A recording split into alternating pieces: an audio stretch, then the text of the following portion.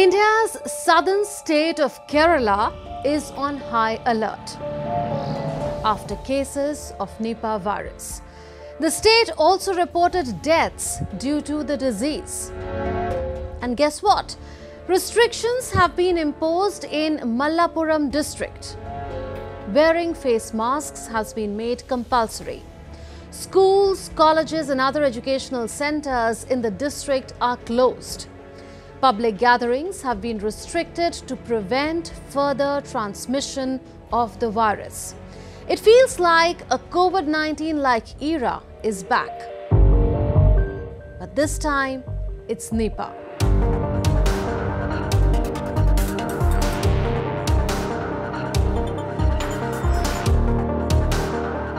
But what exactly is the Nipah virus? Nipah virus was first recognized in 1999 during an outbreak among pig farmers in Malaysia. It is a highly infectious disease that primarily targets animals like bats, pigs, dogs and horses. But humans can also fall victim to it. WHO has identified Nipah as a priority disease because of its potential to trigger an epidemic. There is no vaccine to prevent infection and no treatment to cure it. So how does it spread? If an infected animal's saliva, urine or feces come into contact with your body, you are at risk.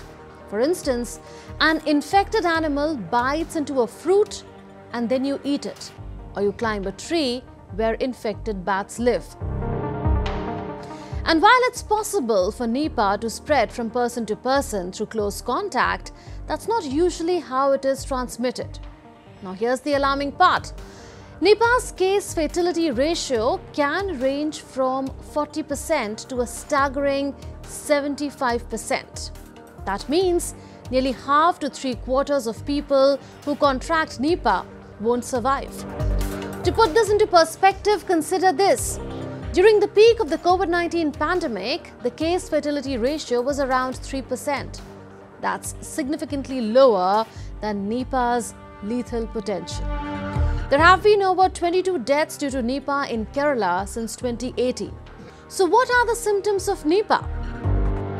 Well, Nipah symptoms appear 4 to 14 days after infection, starting with fever, headache, muscle pain, sore throat and difficulty breathing.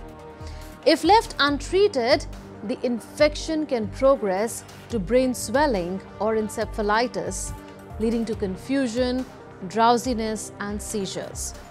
In severe cases, encephalitis can lead to a coma within 24 to 48 hours.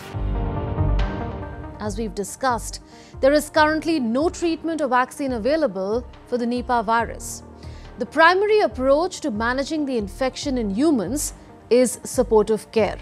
However, India has previously imported monoclonal antibodies from the University of Queensland in Australia, which offer a promising intervention. So how do these antibodies work? They target the part of the virus that latches onto human cells, preventing it from entering and spreading. When administered early on, this can stop the virus in its tracks, preventing severe disease and further transmission. According to the United Nations, new emerging zoonotic diseases could trigger another pandemic by 2030. Zoonotic diseases spread from animals to humans and can spread fast and unpredictably, causing major public health concerns. Did you know that 3 out of 4 new diseases that affect humans come from animals? It's true. The World Health Organization reports that about 75% of emerging infectious diseases are zoonotic, meaning they jump from animals to humans. We've seen this happen with diseases like Ebola, SARS, avian flu and MERS, which all originated from animals like bats, civets and camels.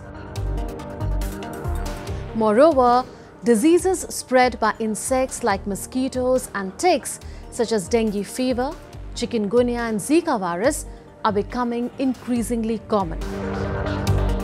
But what's driving this risk? The United Nations points to changes in how we use land, deforestation, urbanization, wildlife trafficking, and unsustainable farming practices. These activities are increasing the likelihood of new diseases emerging and spreading. The growing threat of zoonotic diseases highlights the need for enhanced global surveillance, interdisciplinary research, and cooperation between human and animal health sectors. With no cure in sight, the Nipah virus raises a chilling question. Are we prepared for the next pandemic? That's all in this edition of Connecting the Dots. We'll see you next week with more raging issues. Until then, it's a goodbye from all of us in the Delhi newsroom. This is Munmun Bhattacharya signing off. Take care and stay safe.